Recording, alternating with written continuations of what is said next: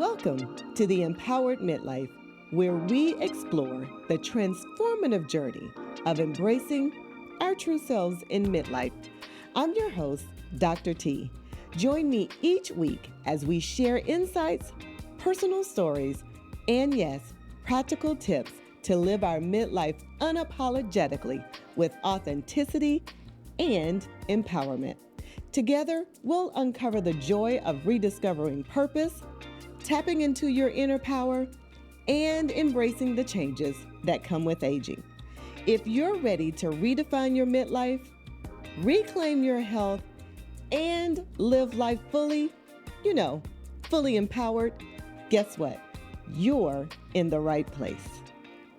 Welcome to another episode of the Empowered Midlife. I am your host, Dr. T, and today we're going to talk about something very near and dear to my heart, self-care. Actually, radical self-care.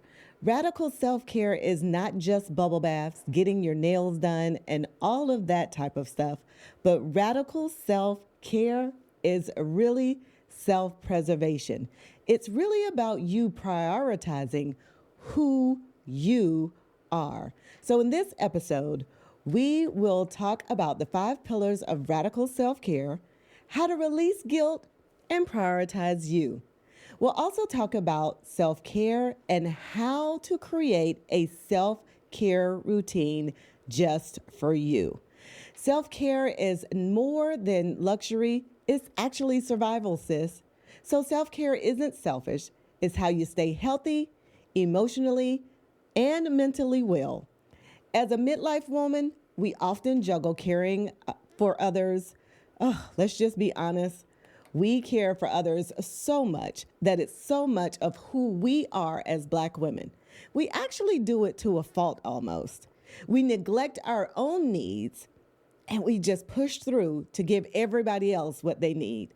But here's the thing. We actually learned how to do that early on as young girls, especially if you were the older sibling in a sibling group.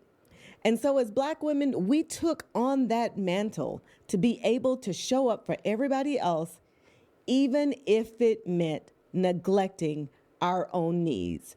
So let's talk about this for a second. Do any of these sound familiar to you? Chronic exhaustion. Raise your hand if it sounds like you. Resentment, irritability, burnout, bitterness, emotional detachment, numbness, emotional numbness, putting everyone else's needs before your own, feeling disconnected from joy and personal fulfillment. That's our everyday lives, ladies. But after today, we're going to learn why radical self-care is so very important. So let's dive right on in. What are the 5 pillars of radical self-care? Well, here's the truth of the matter. When we think of self-care, we generally think of massages, nails, hair, lashes, bubble baths, spa days. That's the truth of the matter. But there are actually 5 pillars to radical self-care. So here's the first one, emotional self-care. Whether you're prioritizing your own mental wellness or your own emotional wellness, you need to make sure that your radical self-care routine includes emotional self-care. How do we prioritize our own mental wellness? Well, here are some ways that I teach ladies how to prioritize their own mental and emotional wellness. Number 1, journaling. Our thoughts are racing 1,000 miles an hour. And just be honest, if you're in midlife, it's doing it all the time, right? So journaling helps you to unravel that huge bowl of spaghetti and thoughts in your brain to actually take them from here to paper. I don't recommend putting them and typing them on your phone, but taking the time out to drink a good cup of tea or a good cup of coffee and actually journal what's going on inside of you. A lot of times I will tell my clients, I don't give journaling prompts, writing prompts, because the brain is going to dump what the brain is going to dump. It's the brain's way of saying, here are some things that I need to process. So you may see as you start journaling, things that keep coming back up. Yeah, that's your brain telling you, here is something I really want to process. Here's the second way you can prioritize your mental wellness and emotional wellness. Therapy. Hello, I am a therapist. Of course, therapy is going to be on the list. Finding you a good therapist that you can talk to and confide in is a way of helping you to manage that emotional self-care. Here's another way: saying no without guilt. Remember, no is a complete sentence and it doesn't need explanation. Ladies, we've got to learn to put these boundaries up, and a boundary is simply saying no. So I've got a question for you. What emotions, sis, have you been suppressing that you need space to acknowledge them? Think about that for a second. There are some emotions that we tend to just push down and push down and push down and ignore and ignore and ignore. But let's just be honest. Can we just talk about that for a second? What are some of those emotions that you're hiding from yourself, thinking that, you know what, I'm just going to push through and keep making things happen? Here's the second pillar of radical self-care: physical self-care, ladies. Yes, let's talk about it. Every morning, I work out with a workout partner. She keeps me accountable. I started to notice that I wasn't feeling my best physically. There were things going, long before I stepped on a scale and saw three numbers together that should not be together when I stand on a scale. Yeah, long before that, I started feeling differently. And so in that feeling, I decided, you know what? I need to work out more. Here's the mistake I made, ladies. I just started doing cardio. And in doing my research in how to manage menopause better, how to create a healthier body in midlife, here's what I found out, ladies. We need to be lifting some weights. That's right. We need to be pumping some iron in midlife. Muscles are so very important. As we age, we begin to lose muscle mass, and that is a cause for concern. Here's why. It's muscle mass that helps you when you fall. It's muscle mass that helps you get out of the bed and out of your chair. It's muscle mass that keeps you strong so that you can walk up and down stairs. And as we age, we naturally begin to lose muscle mass. Here's the problem. If we're not doing something, i.e., strength training, to add to our muscles, to add to our muscle mass, here's what's going to happen. You're going to be more prone to falls. You're going to be more prone to taking more time to become healthy once you've fallen. So, ladies, you cannot be afraid to pump a little iron. Here's the truth. You're not going to bulk up like Arnold Schwarzenegger. You don't have enough testosterone in your body to do that. So don't be afraid of pumping a little iron. Menopause is a time of our lives where we just have to be honest that things are changing in our bodies. So remember, strength training is important. Nutrition is a must. And here's what I like to do a lot of in my midlife now, my middle time of my life. Here's what I love to do a lot of: R-E-S-T. Rest. Let me spell that one more time for you, because it's not a curse word. R-E-S-T. Rest. Yes, ladies, rest is what you need. How many of you go to bed at the same time every night or around the same time? You should be. Just as you have a morning ritual routine to get your body ready to go to work, you need to have a bedtime ritual routine that nurtures your body. For me, it's getting home from work, watching something funny, taking a long, hot shower, and unwinding, not with this, but with something else that soothes my soul. So I love listening to nature sounds.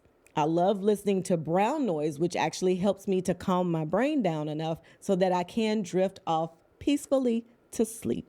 So, what's your bedtime ritual, sis? Well, I guess a better question might be is do you even have one? So, if not, my gentle challenge to you today is to create a bedtime ritual that nurtures your body. Here's another pillar: spiritual self care, nourishing your soul with daily prayer, meditation, scriptures, and affirmations. Can I give you a good affirmation for you to kind of put in your heart today for this week ahead of us?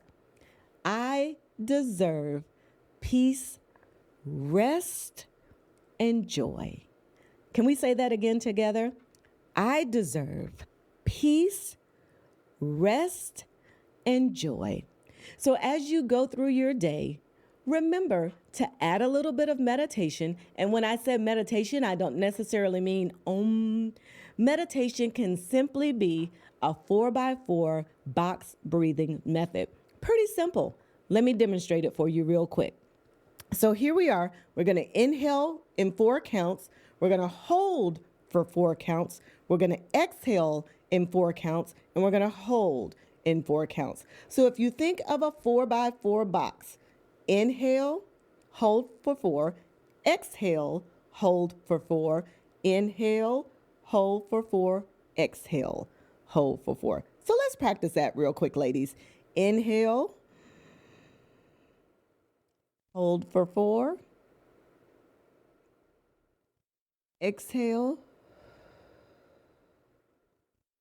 and hold for 4. Doing that several times throughout the day can actually lower your blood pressure and reduce your anxiety. Yep, just a little bit of spiritual self-care there for you, sis. Here's the next pillar of self-care. And I told you, self-care is more than just getting your nails done, your hair done, and a spa day. How about financial self-care, sis? Building security and freedom is so very important in midlife. Listen, I say I plan on living at least 40 more years. That would make me 95 by the time I get ready to say goodbye to this earth. But here's the thing. Right now, I need to be building security and freedom. Right now, I need to change my money mindset to go from spending all willy-nilly like I got time to save and to be intentional about how I plan to go into the rest of my life. Do you invest in your future? How do you invest in your future? Have you met with a financial planner to help you get ready for the rest of your life? See, right now is a good time in our lives, but here's the truth of the matter. It's called midlife. You still got a lot of life to live, sis. So right now, you need to be planning for your future. Do you invest in your future, in yourself? Why is that so important? For no other reason. You deserve it, sis. You deserve to have the life that you want financially. So, sis, make that appointment this week. You need to get financially ready for the rest of your life. And here's the 5th pillar: social self-care. Now, I might have to spend a little bit of time on this one because we've gone so long with showing up for everybody else, and I cannot stress this enough. Social self-care is really about you setting boundaries and building supportive connections that help to bring out the best in you. Sis, walk away from toxic relationships. Those toxic relationships that drain you instead of filling you up, sis, walk away from them. We don't have time for that anymore. You need to be surrounding yourself with women who pour into you, relationships that thrill you and make you happy. Listen, now is the time for you to be around people who want the best for you, not people who are doubting you and leeching from you. Let me say that again. Not being around people who doubt you and leech around you. I heard you, sis. Okay, so let me address that. Here's what I heard you say, sis, and I'm coming for you. You ready? But they're always asking me. You know why they're always asking you? Because you set it up that you're always the answer to their problem. They are not going to change until you do. Changing yourself from always being the answer or plan A to no, thank you for the invitation, or no, I'm not going to be able to help you. Now you empower them to come up with ways for them to take care of themselves. So sis, when you stop being plan A, they will stop coming to ask you. But as long as you're saying yes, and as long as you're walking around with this superwoman on your chest, they're going to keep coming because you keep showing up that way. When you stop showing up that way, they will begin to change. So, who in your life truly supports your peace and growth? Or is it now time for you to reevaluate those relationships in your life, sis? Your radical self-care plan is really all about you. And that's not a curse word. It really is all about you. So I heard you. Tracy, how do I even create a radical self-care plan? I'm glad you asked. So here's the first step. Since you got to identify your needs, what is the one area of self-care you've been neglecting the most? Is it your emotional self-care? Is it your financial self-care? Maybe, just maybe, it's your commitment to other people instead of committing to yourself. Whatever that one area is, you need to make note of it. Here's the second step. You need to set what I like to call a non-negotiable routine.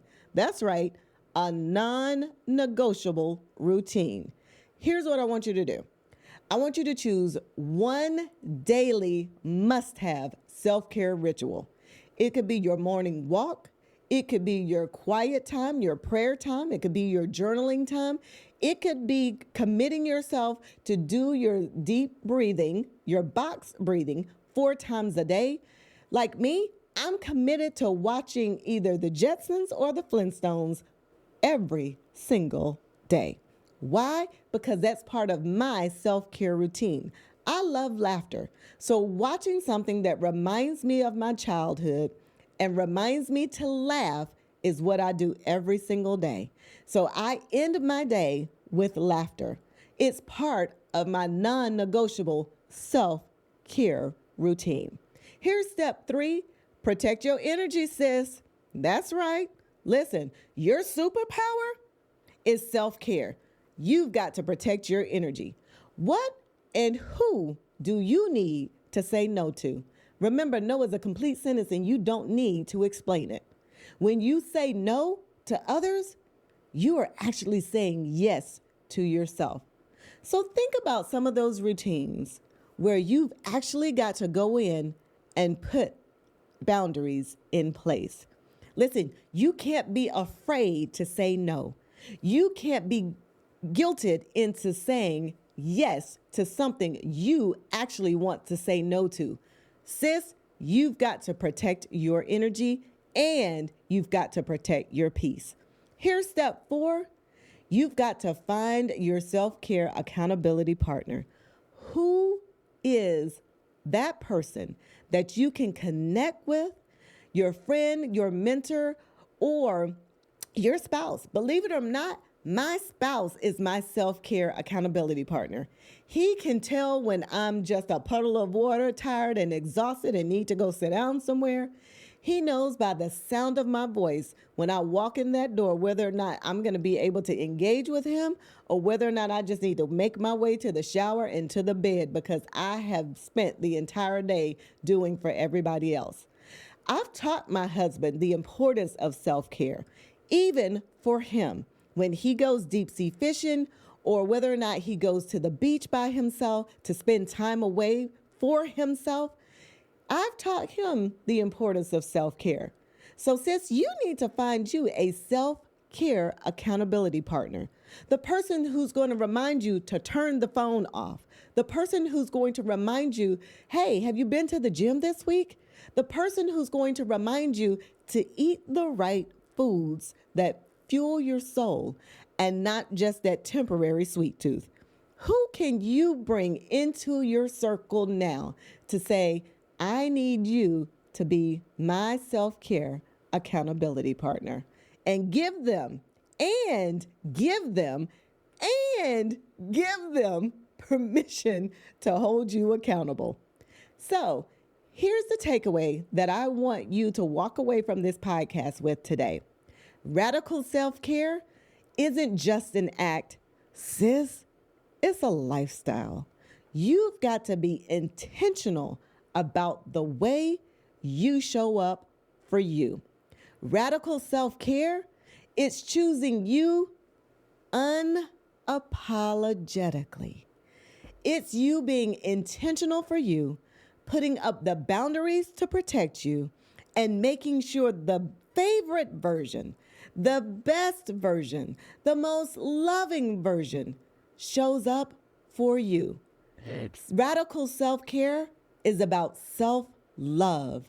It's about self-worth. It's about your self-image. It's about your self-esteem. Radical self-care is the way you love you. And here's what I want you to remember. You can't love other people better than you love yourself.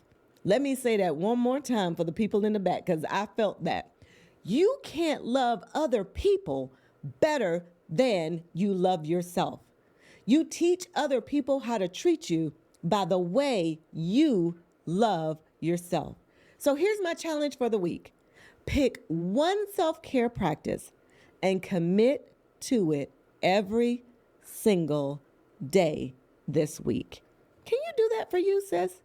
Can you commit not to your children, not to your spouse, not to your job, not to the parents that you're taking care of, not to the grandkids, but sis, can you commit to yourself this week by practicing one self-care practice? I'd love to hear from you all. I want you to share your self-care commitment in the comments if you're watching me on YouTube. I like to see how you're committing to yourselves. And if you have not subscribed to this podcast, sis, I need you to take a moment and I need you to subscribe. It's free of charge, but I want you to make sure you get my podcast when I drop them. And I got one more favor I need to ask you. Make sure you share this podcast. There's somebody you know who needs to hear what I shared today. Follow me on Instagram and Facebook. And I want to tell you honestly from the bottom of my heart, thank you for tuning in to the Empowered Midlife. Keep choosing yourself, keep loving on yourself, keep believing in yourself. Why? Because self-care, sis, that's our superpower. So until next time, stay empowered.